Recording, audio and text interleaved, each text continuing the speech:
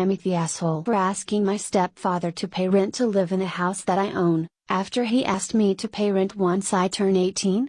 I'll be 18 in a couple of months. My stepfather of 5 years gave me the heads up that I need to start paying a fair rent to continue living in the house after I turn 18.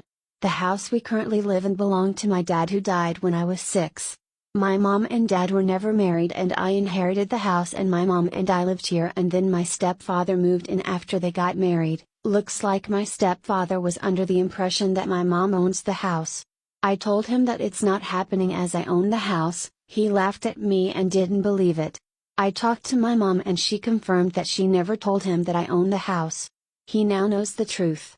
So the reality is, he believed it was completely fair to ask me to pay rent when he didn't know I owned the house. So it's only fair that I ask him to pay me rent now. Last night I gave them the heads up that if they continue planning to live here after I turn 18, that's fine, but they need to start paying rent. My stepfather believes this is unfair as it's a sudden change and he needs more time, and that I'm being heartless because you don't do this to family. Well, he was prepared to do this to me, so what's the difference?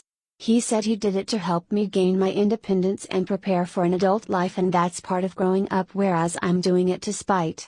I told him that if I need to pay rent to learn to be an adult, then what does that make him, living here rent-free?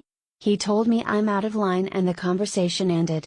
My mom believes he made a mistake asking me to pay rent, but I'm being spiteful and it's wrong of me to push for this as it will result in our family being torn apart. Am I the asshole?